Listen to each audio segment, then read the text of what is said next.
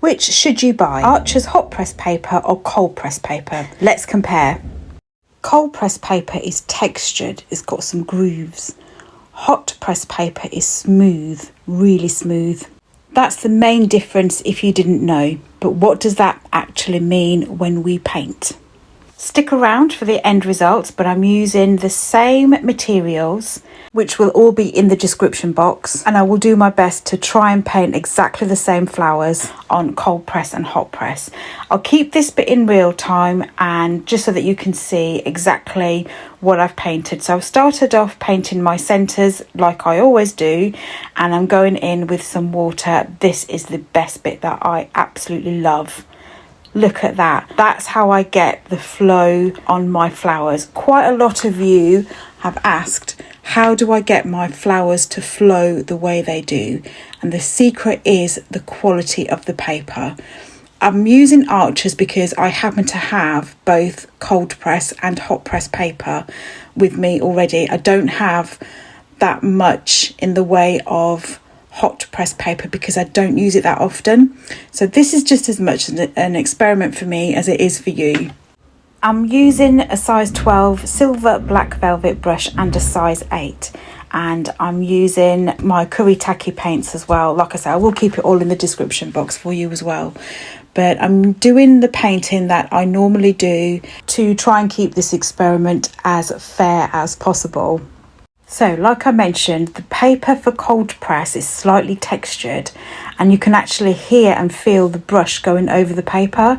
The paint settles into the texture, and it just gives a really nice natural watercolour look. The colours are softened and blended beautifully on, this is what I find, on cold press paper. I find it a lot easier to control the water, and it's actually a bit more forgiving if you add a little bit too much water as well. And it's great for loose florals, expressive paintings, and like I mentioned earlier, I do use cold press paper quite a lot. If you wanted to look into the dry brush technique, I have looked at that, and I recommend that you use cold press paper for that as well. Hot press paper doesn't have the texture, so the dry brush doesn't work as well as on hot press compared to cold press. So just to explain what I've done, I probably should have filmed one in one go and then filmed the other in another go. But what I've done is I've gone back and forth. So this is now the hot press paper. Extremely smooth compared to the cold press paper. I'm starting off with my centre again with exactly the same colour, and I'm trying to do exactly the same intense paint in the centre. I've picked up my bigger brush with just water, and I'm just going to touch the centre and get that to flow. So immediately I feel like there's a difference already. The flow is there, but it's not as much as what it was on cold press paper. That's fine. By the way, I forgot to mention that both of the papers are still 100% cotton paper and 300 GSM and 140 pounds. So everything else is exactly the same. It's just the texture of the paper that is different. But when I was painting on this hot press paper, I did find that the brush actually glides more effortlessly across the paper, and the paint stays on the surface, as does the water, a little bit longer, so it can move around, but the flow is still different compared to the cold press. It's easier to get those really crisp edges and tiny details compared to the cold press, but you do need to be a little bit more careful with the water because you can get a bit more of a puddle, and that sits on top of the paper. I do really like how the colours come across a lot more vibrant and a bit more intense as well. I mean, that does happen with cold press paper as well, and the colours, when they dry lighter as well. So when would you actually use hot pressed paper? So it's for things like fine details, if you like botanical illustrations, if you want to combine pen and watercolour, and if you want those smooth, crisp edges. My style of painting is loose, freehand, not too detailed, but a little bit of detailed. So I think that's why I've always steered towards cold press paper compared to hot press paper. As a beginner, I started with cold press paper and I just absolutely love it.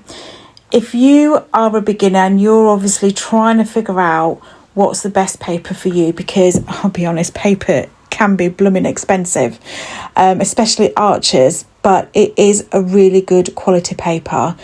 I would definitely start with cold press paper.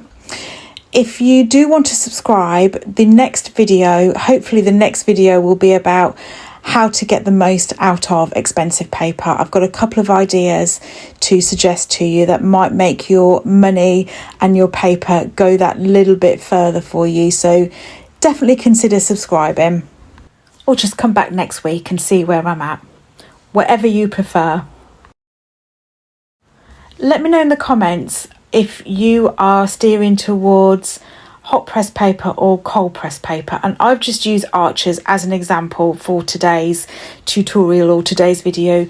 There's lots of paper out there, there's lots of brands, various prices as well to try out, but if you're struggling, let me know in the comments where you're at, what you're feeling about paper, and I will try and help you as much as possible. Just in case you didn't know, there is also a third texture paper, and that is called rough paper. I haven't included that in this video because I don't have any and also I don't use it very often at all. I think I had one block of it ages ago and I've used that up and I just didn't get on with it very well at all. It's not something that I don't think I'm going to use again. I definitely will try cold press and hot press forever, I think. So I'm just adding some final details and just mixing up some colours because I didn't want to pick out any more colours. I think I've used 2 or 3 colours only, and I'm just adding in some final details, try and make it pop. I'll be completely honest, this one didn't turn out the way I thought it was going to turn out. One of the flowers has gone a bit wonky and I'm sure you know which one that is, and that is absolutely fine. And one of the things that I don't want you to feel like is wasting paper. The way you improve as a beginner to the next level is to try and use good quality products, and that is why I do think it is worth investing some money into really good quality paper. I hope seeing these papers and this little painting side by side has made your decision that little bit easier. If you are just starting out, I'd recommend cold press paper because it's more forgiving. It works beautifully for loose watercolour painting. But if you like the smooth washes, fine details, those little veins and seeds, then I would probably pick the hot press paper. But here's my little experiment complete. This one is the cold press paper. This is the one where I made a mistake on, but I like how it's finished off. I like how it's turned out.